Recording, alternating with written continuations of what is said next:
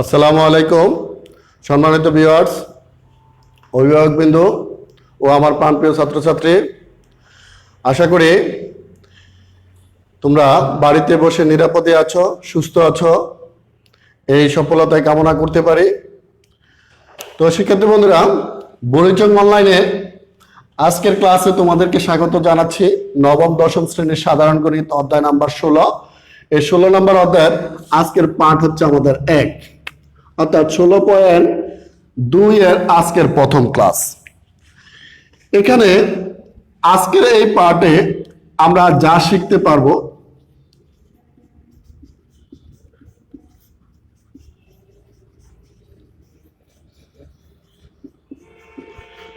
এই পাঠে শিক্ষার্থীরা কি কি শিখবো আমরা একটু দেখব।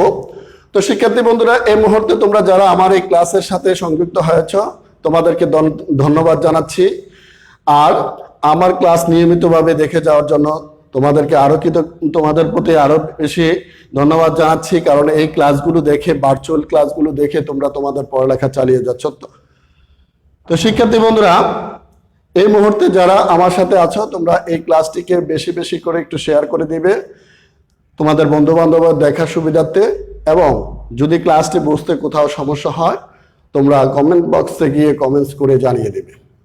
আমার একটু লেট হয়ে গেল যান্ত্রিক ত্রুটির কারণে, আমি 2 মিনিট পরে আসছি, সেই জন্য দুঃখিত। আচ্ছা শিক্ষার্থী বন্ধুরা, এই পাঠে আমরা আজকে কি কি শিখব। 1 নাম্বার সৃজনশীল শিক্ষণফল 1-এ আমরা আসব চতুর্ভুজ ক্ষেত্রের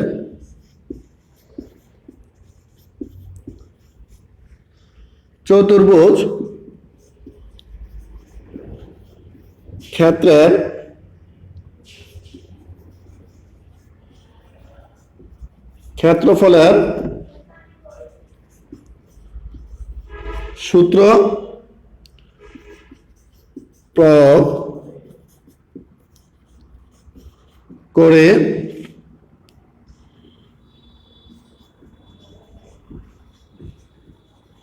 বহুভুজ ক্ষেত্রের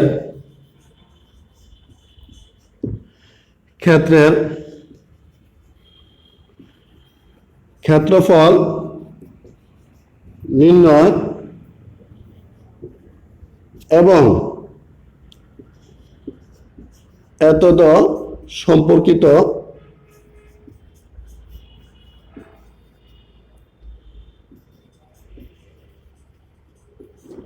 সমস্যার সমাধান করতে পারবে।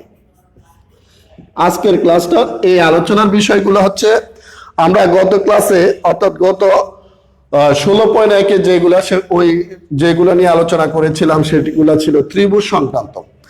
আজকের বিষয়টা হচ্ছে চতুর্ভুজ সংক্রান্ত। চতুর্ভুজ ক্ষেত্রের যে সূত্রগুলো আছে সেগুলো আমরা এক এক করে আলোচনা করব। এই চতুর্ভুজ ক্ষেত্রের আমরা সূত্রগুলো এক এক করে আলোচনা করব। এই আলোচনা করে সূত্রগুলো প্রয়োগ করে বহুভুজ ক্ষেত্রের ক্ষেত্রফল নির্ণয় করব এবং এই সম্পর্কিত যত সমস্যা আছে সমাধান করব। তো শিক্ষার্থী বন্ধুরা, তোমরা বই খাতা নিয়ে স্যারের সাথে বসে যাও। আমরা আজকে প্রথম থেকেই অর্থাৎ চতুর্ভুজ সংক্রান্ত যতগুলো সূত্র আছে, ক্ষেত্রফলের সূত্র আছে, আমরা সেগুলা আজকে দেখব। আচ্ছা 1 নাম্বার দেখো, 1 নাম্বার যে সূত্রটা আয়তক্ষেত্র।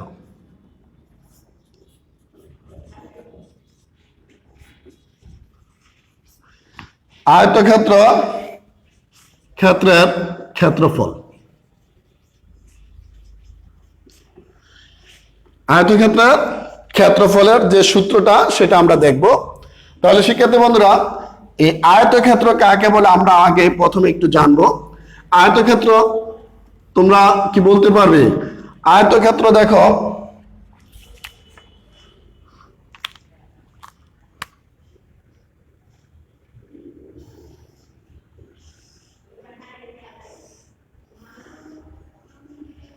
এ বি সি ডি একটা আয়তক্ষেত্র। এটা একটা এই যে আয়তক্ষেত্র আঁকলাম, আয়তক্ষেত্র একটা চতুর্ভুজ।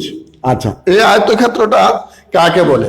যে চতুর্ভুজের বিপরীত বাহুগুলো, অর্থাৎ এই বাহুটা সমান, এই বাহুটা সমান, এবং কোণগুলো প্রত্যেকেই সমকোণ, সেক্ষেত্রে ওই ক্ষেত্রটাকে আয়তক্ষেত্র বলা হয়। যে চতুর্ভুজের বিপরীত বাহুগুলো পরস্পর সমান এবং কোণগুলো সমকোণ। এখন এই যে এই আয়তক্ষেত্রের মধ্যে কি পেলাম আমরা? এবি সমান সমান বিসি, এবং এবি সমান সমান ডিসি, এবি ডিসি, আর এডি সমান সমান হচ্ছে বিসি। এই বাহুটা সমান, এই বাহুটা সমান। তাহলে এটা যদি আমাদের এ বাহু হয়, এটা হবে এ, এটা যদি বি হয়, এটা হবে বি। তাহলে আয়তক্ষেত্রের ক্ষেত্রফলের সূত্র আমরা জানি, দৈর্ঘ্য গুণ প্রস্থ, অর্থাৎ এ বি বর্গ একক। আয়তক্ষেত্রের ক্ষেত্রফলের সূত্রটা কি জানলাম আমরা? দৈর্ঘ্য গুণ প্রস্থ। দেখো এ বি সি ডি আয়তক্ষেত্রের এ বি বাহু যদি এ ডি বাহু যদি এ হয়, বিসি বাহু আমাদের এ হবে। এ বি বাহু বি হলে ডিসি বাহু আমাদের কি হবে? বি হবে। তাহলে এটার ক্ষেত্রফল আমাদের জানা হবে এ বি বর্গ একক। এবার আসো শিক্ষার্থী বন্ধুরা, আয়তক্ষেত্রের ক্ষেত্রফলের পরে আমরা বর্গক্ষেত্রের ক্ষেত্রফলটা আমরা একটু জানবো।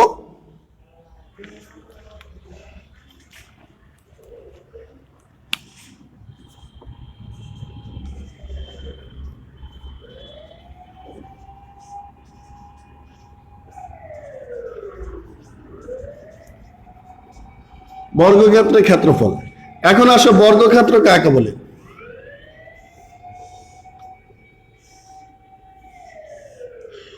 এ বি সি ডি, এটা একটা বর্গক্ষেত্র। যে চতুর্ভুজের চারটা বাহুই পরস্পর সমান, মানে এই বাহুটা প্রত্যেকে সমান, অর্থাৎ এ বি সমান সমান বিসি সমান সমান সিডি সমান সমান ডিএ বা এডি। আমরা যেটাই বলি, এই প্রত্যেকটা বাহুই কি সমান। এবি সমান সমান বিসি সমান সমান ডিসি সমান সমান এডি। তাহলে এই বাহুটাকে যদি আমরা এ ধরি, এটাও এ, এটাও এ, এটাও এ। তাহলে বর্গক্ষেত্রের ক্ষেত্রফলের সূত্রটা হবে এ স্কয়ার বর্গ একক, এ স্কয়ার বর্গ একক। শিক্ষার্থী বন্ধুরা, আমরা দেখো 1 নাম্বার যে সূত্রটা আমরা জানলাম আয়তক্ষেত্রের ক্ষেত্রফলের সূত্রটা, আর বর্গক্ষেত্রের ক্ষেত্রফলের সূত্রটা জানলাম। আমরা এই অনুশীলনী 16.2 এর আজকের পার্ট নাম্বার হচ্ছে 1। এই 16.2 এর অঙ্কগুলো করতে গেলে এই সূত্রগুলো আমাদের লাগবে। সেজন্য আমি একটু প্রাথমিকভাবে, এগুলো আমরা আগেই জানি, জাস্ট একটু মনে করিয়ে দেওয়ার জন্য একটু আলোচনা করে আমরা আমাদের গণিতে মূল আলোচনায় চলে যাব। এবার আসো আয়তক্ষেত্র, বর্গক্ষেত্র, এগুলো কিন্তু প্রত্যেকেই কি এক একটা চতুর্ভুজ। সেজন্য আমরা যে শিক্ষণফলটা লিখেছিলাম চতুর্ভুজ ক্ষেত্রের ক্ষেত্রফলের সূত্র, অর্থাৎ আয়তক্ষেত্র, বর্গক্ষেত্র, এরা প্রত্যেকেই হচ্ছে চতুর্ভুজ। এবার আসো আমরা যদি সামান্তরিকের কথা চিন্তা করি, আয়তক্ষেত্র বর্গক্ষেত্রের পরে যদি আমরা সামান্তরিকের কথা চিন্তা করি,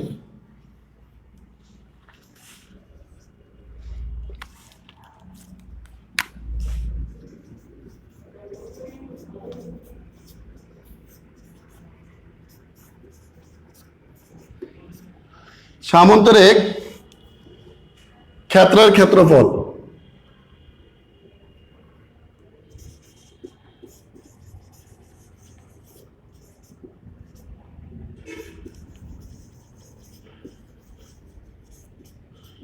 আচ্ছা, এবার আসো শিক্ষার্থী বন্ধুরা, আমরা সামান্তরিকটা কি, সামান্তরিকটা কিভাবে, সামান্তরিক কাকে বলে আমরা যদি আঁকি,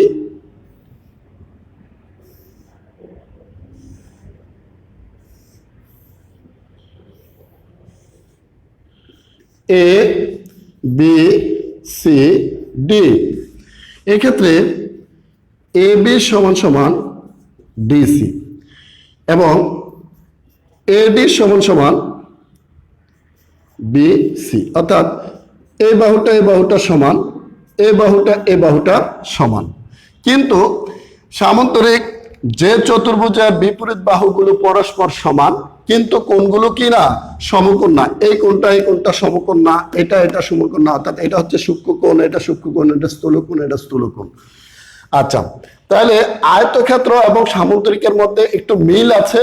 আয়তক্ষেত্র হচ্ছে বিপরীত বাহুগুলো পরস্পর সমান এবং কোণগুলো সমকোণ, আর সামান্তরিকের বিপরীত বাহুগুলো সমান কিন্তু কোণগুলো সমকোণ নয়। এক্ষেত্রে আয়তক্ষেত্রের ক্ষেত্রফলের সূত্রটা হচ্ছে, আমরা যদি এই আয়তক্ষেত্রের উপর এখানে একটা লম্ব আঁকি, আমরা এই লম্ব আঁকি, তাহলে আয়তক্ষেত্রের ক্ষেত্রফলের সূত্রটা হচ্ছে, আমরা যেটা জানবো সেটা হচ্ছে ভূমি ইন্টু উচ্চতা। তাহলে এই জায়গাটাকে যদি আমরা ধরি বি, আর উচ্চতাকে যদি আমরা এইচ ধরি, এটা যদি এইচ, এটা যদি বি হয়, তাহলে এটার ক্ষেত্রফল হবে এইচ বি বর্গ একক, অর্থাৎ ভূমি ইন্টু উচ্চতা। ভূমি ইন্টু উচ্চতা, এটা যদি আমাদের ভূমি হয়, এটা আর এই বাহুটা, এই দুইটা বাহুর গুণফল হবে আয়তক্ষেত্রের এর উচ্চতা এবং ভূমির গুণফলে মিলে হচ্ছে সামান্তরিকের ক্ষেত্রফল। তো শিক্ষার্থী বন্ধুরা, এই যে সামান্তরিকটা আমরা জানলাম, তাহলে আমরা আয়তক্ষেত্র, বর্গক্ষেত্র, সামান্তরিক তিনটাই জানলাম। এবার আসো আমরা যদি আরেকটা সূত্র নিয়ে আলোচনা করি, সেটা যদি আমরা আলোচনা করি রম্বস।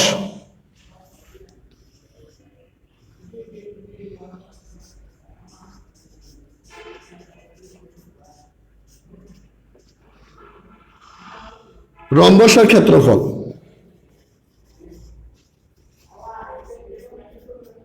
আচ্ছা রম্বস দেখো, এটার লগে এটা একটু মিল আছে এবং এটার সাথে এটা একটু মিল আছে। বর্গ এবং রম্বসের মধ্যে কিছুটা মিল আছে।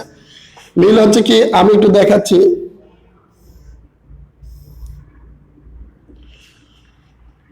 A B C D. আচ্ছা, বর্গক্ষেত্র ছিল আমাদের যে চতুর্ভুজের চারটা বাহু পরস্পর সমান এবং কোণগুলো সমকোণ। আর বর্গক্ষেত্রের যে চতুর্ভুজের চারটা বাহু পরস্পর সমান কিন্তু কোণগুলো সমকোণ না, সেটাই হচ্ছে রম্বস। সেটা কি রম্বস। তাহলে রম্বসের ক্ষেত্রফলের সূত্রটা, যদি আমরা এই কর্ণ, এটা একটা যদি কর্ণ ধরি, এসি হচ্ছে কর্ণ এবং বিডি হচ্ছে কর্ণ, দুইটা কর্ণ। একটা কর্ণ কি, কর্ণ এসি, আরেকটা কর্ণ হচ্ছে কি বিডি। তাহলে এই এসি কর্ণটাকে যদি আমরা D1 ধরি আর বিডি কর্ণটাকে যদি আমরা D2 ধরি, অর্থাৎ এসি সমান সমান যদি D1 আর বিডি সমান সমান যদি আমরা D2 ধরি, তাহলে রম্বসের ক্ষেত্রফলের সূত্রটা আমরা জানবো half into D1 by D1 into D2 বর্গ একক, অর্থাৎ হাফ ইন্টু কর্ণদ্বয়ের গুণফল, হাফ ইন্টু কর্ণদ্বয়ের গুণফল, হাফ ইন্টু কর্ণদ্বয়ের গুণফল। শিক্ষার্থী বন্ধুরা, আমি আবারও বলতেছি, বর্গক্ষেত্রের ক্ষেত্রফল আর রম্বসের ক্ষেত্রফল, বর্গক্ষেত্রের ক্ষেত্রফল হচ্ছে এ স্কয়ার বর্গ একক। সংজ্ঞাটা অনেকাংশে কিছুটা মিল ছিল। বর্গক্ষেত্রের চারটা বাহু পরস্পর সমান ছিল কিন্তু কোণগুলো সমকোণ ছিল। আর রম্বসের চারটা বাহু সমান কিন্তু কোণগুলো সমকোণ না। তাহলে রম্বসের ক্ষেত্রফল হচ্ছে হাফ ইন্টু কর্ণদ্বয়ের গুণফল, হাফ ইন্টু কর্ণদ্বয়ের গুণফল। এবার আসো আমরা 5 নম্বর যে সূত্রটা, সেটা হচ্ছে ট্রাপিজিয়াম। ট্রাপিজিয়াম কাকে বলে? ট্রাপিজিয়াম হচ্ছে, ট্রাপিজিয়ামের সমান্তরাল দুইটি বাহু এবং এদের মধ্যবর্তী দূরত্ব দেওয়া আছে। সমান্তরাল দুইটি বাহু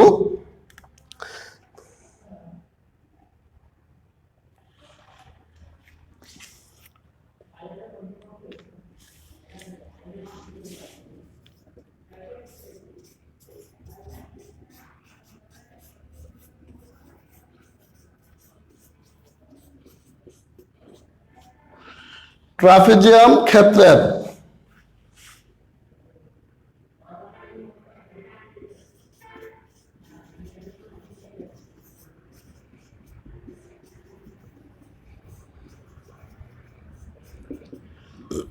আচ্ছা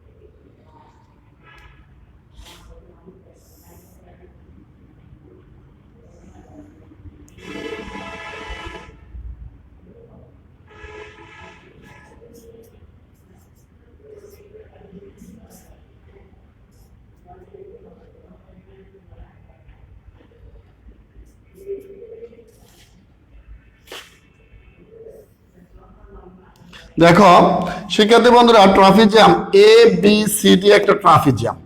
এই ট্রাপিজিয়ামের ই একটা যদি হয়, আমাদের উচ্চতা এইচ হয়, উচ্চতা যদি এইচ হয়, তাহলে আর এ বি এই বাহুটা যদি আমাদের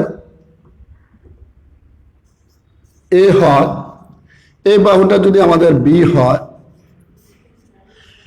ট্রাপিজিয়ামের দুইটি সমান্তরাল বাহু, এই দুইটা বাহু সমান্তরাল। দেখো ট্রাপিজিয়ামের দুটি সমান্তরাল দুটি বাহু এবং এদের মধ্যবর্তী দূরত্ব দেওয়া থাকলে, তাহলে দুইটা বাহু দেওয়া আছে, একটা বাহু হচ্ছে এ আর একটা বাহু হচ্ছে বি, এবং এদের মধ্যবর্তী দূরত্ব দেওয়া আছে। তাহলে সেই ক্ষেত্রে ট্রাপিজিয়াম ক্ষেত্রের ক্ষেত্রফলের সূত্রটা হবে, আমরা জানি হাফ ইন্টু এইচ ইন্টু সমান্তরাল বাহুদ্বয়ের সমান্তরাল বাহুদ্বয় দৈর্ঘ্যের যোগফল, হাফ ইন্টু উচ্চতা, আর সমান্তরাল বাহু এ এবং বি এর এ এবং বি এর দৈর্ঘ্যের যোগফল, এত বর্গ একক। আচ্ছা, তাহলে শিক্ষার্থী বন্ধুরা কি জানলাম আমরা? ট্রাপিজিয়াম ক্ষেত্রের ক্ষেত্রফল হাফ ইন্টু উচ্চতা এবং সমান্তরাল বাহুদ্বয়ের যোগফল, হাফ ইন্টু উচ্চতা এবং সমান্তরাল বাহুদ্বয়ের দৈর্ঘ্যের যোগফল হচ্ছে এই বর্গ একক। এটা হচ্ছে আমাদের ট্রাপিজিয়ামের ক্ষেত্রফল। তো শিক্ষার্থী বন্ধুরা এই 16.2 এর পার্ট 1 এর আজকের যে আলোচনাগুলা, এখানে যে 5টা সূত্র আমরা দেখিয়েছি, এই সূত্রগুলোর আলোকে বহুভুজ ক্ষেত্রের ক্ষেত্রফল নির্ণয় করতে পারবো এবং এই সম্পর্কিত সমস্যার সমাধান আমরা আজকে করতে পারবো। এখানে এই যে 5টা সূত্রই প্রত্যেকেই একটা চতুর্ভুজ ক্ষেত্রের মতোই, চতুর্ভুজ ক্ষেত্রে এই প্রত্যেকের গুলা এই জন্য এগুলা আজকের শিক্ষণফলের আলোকে নিয়ে আসলাম চতুর্ভুজ ক্ষেত্রের সূত্র প্রয়োগ করে বহুভুজ। তাহলে শিক্ষার্থী বন্ধুরা আমি একটু আবারও বলতেছি, আয়তক্ষেত্রের ক্ষেত্রফলের সূত্র হচ্ছে দৈর্ঘ্য ইন্টু প্রস্থ, অর্থাৎ আয়তক্ষেত্রে বাহু দৈর্ঘ্য এবং প্রস্থ অর্থাৎ এ বি বর্গ একক। বর্গক্ষেত্রের ক্ষেত্রফলের সূত্র হচ্ছে বাহু দৈর্ঘ্য স্কয়ার অর্থাৎ এ স্কয়ার বর্গ একক। সামান্তরিক ক্ষেত্রের ক্ষেত্রফল হচ্ছে উচ্চতা ইন্টু বাহু দৈর্ঘ্য অর্থাৎ এইচ বি বর্গ একক, যদি আমরা চিত্রের সাহায্যে দেখিয়েছিলাম। রম্বসের ক্ষেত্রফল হাফ ইন্টু কর্ণদ্বয়ের যোগফল গুণফল, হাফ ইন্টু কর্ণদ্বয়ের গুণফল বর্গ একক। আর ট্রাপিজিয়াম ক্ষেত্রের ক্ষেত্রফলের সূত্র হচ্ছে হাফ ইন্টু উচ্চতা ইন্টু সমান্তরাল বাহুদ্বয়ের দৈর্ঘ্যের যোগফল ইন বর্গ একক। তো শিক্ষার্থী বন্ধুরা এবার আসো আমরা একটা অঙ্কের মাধ্যমে এগুলা একটু করার চেষ্টা করব। আজকের যে অঙ্কগুলা 16.2, আমরা 16.2 এর প্রথম ক্লাসে আজকে প্রথম অঙ্কটা আমরা একটু করার চেষ্টা করব। প্রথম অঙ্কটা কি দেওয়া আছে দেখো, তোমরা 310 পৃষ্ঠায় আসো। শিক্ষার্থী বন্ধুরা নবম দশম শ্রেণীর এই যে গণিত বইয়ের 310 পৃষ্ঠায় আসো। 10 পৃষ্ঠার প্রথম অঙ্কটা দেখো, 1 নাম্বার। একটি আয়তক্ষেত্রের দৈর্ঘ্য বিস্তারের দ্বিগুণ, এর ক্ষেত্রফল 500 বর্গ মিটার হলে পরিসীমা নির্ণয় করো। তাহলে আমরা লিখব, মনে করি, আচ্ছা এখানে কি বলছে দেখো, একটি আয়তক্ষেত্রের দৈর্ঘ্য একটি আয়তক্ষেত্রের দৈর্ঘ্য বিস্তারের দ্বিগুণ। তাহলে আমরা আগে বিস্তারটা ধরে নিব, মনে করি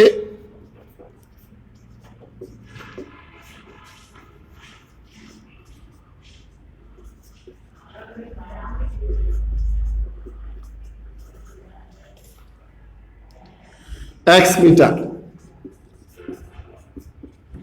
মনে করি আয়তক্ষেত্রের বিস্তার হচ্ছে এক্স মিটার, সুতরাং আয়তক্ষেত্রের দৈর্ঘ্য এই বিস্তারের দ্বিগুণ অর্থাৎ 2x মিটার।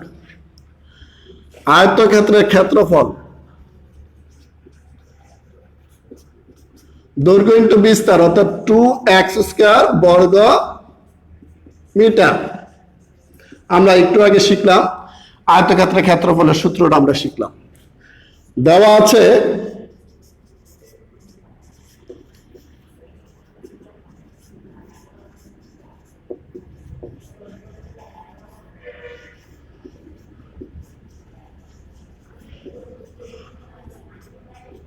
আমাদের বইয়ে দেওয়া আছে আয়তক্ষেত্রের ক্ষেত্রফল দেওয়া আছে 512 বর্গ মিটার।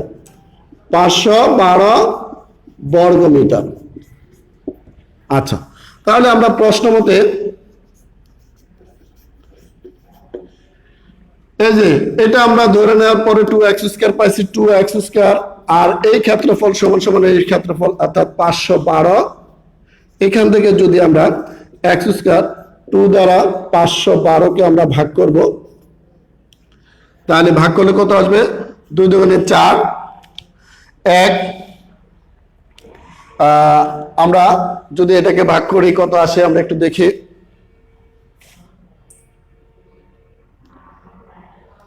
512 ভাগ হচ্ছে 2, 256 5 6 বা x স্কয়ার সমান সমান 256 বা x সমান সমান √256।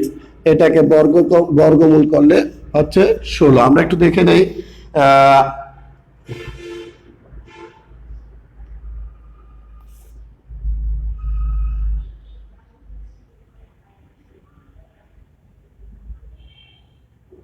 হ্যাঁ, তাহলে 16 পাইছি। তাহলে আমরা একটু উপর থেকে একটু মুছি। শিক্ষার্থী বন্ধুরা দেখো আমরা তাহলে কি পেলাম? আমরা পেলাম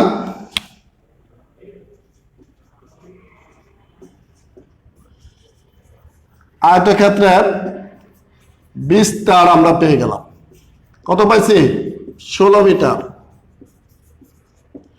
সুতরাং আয়তক্ষেত্রের দৈর্ঘ্য বিস্তারের দ্বিগুণ 2 × 16 32 মিটার। আমাদের বলছে হলে পরিসীমা নির্ণয় করো। তাহলে পরিসীমা নির্ণয়ের সূত্রটা আমরা জানবো 2 × দৈর্ঘ্য যোগ প্রস্থ। আমাদের এখানে প্রস্থ বলতে বিস্তারটাকে বোঝাচ্ছে। 2 × দৈর্ঘ্য যোগ প্রস্থ। সুতরাং আয়তক্ষেত্রের পরিসীমা 2 × দৈর্ঘ্য কত? 32 প্লাস বিস্তার প্রস্থ কত? 16 এত মিটার।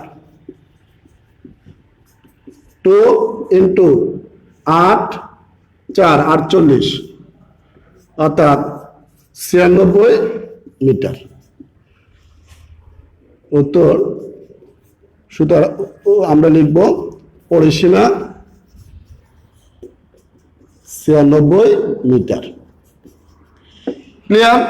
তো শিক্ষার্থী বন্ধুরা তোমাদের সাথে এই ক্লাসের যে সূত্রগুলো আলোচনা করেছি এই সূত্রগুলো দিয়ে আরো সামনে ক্লাস করব। আমাদের সময় স্বল্পতার জন্য আজকে আর কোনো অঙ্ক করতে পারতেছি না। তোমাদেরকে আমি একই রকম দুই একটি অঙ্ক বাড়ির কাজ দিব। বাড়ির কাজটুকু একটু লিখে নাও তোমরা। বাড়ির কাজ হচ্ছে 16.2 এর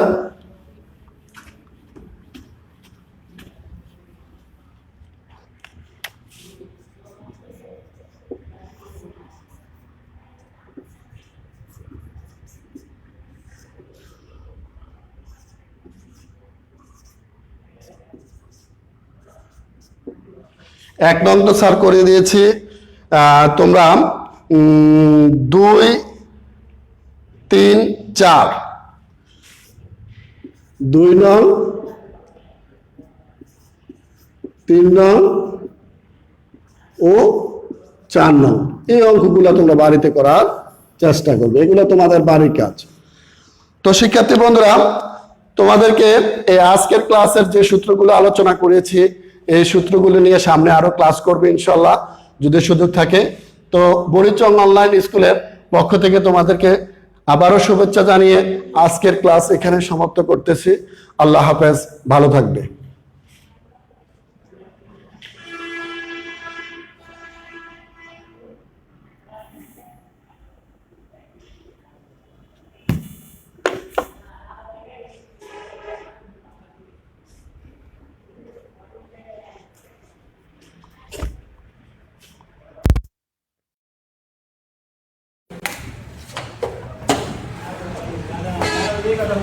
এই হ্যাঁ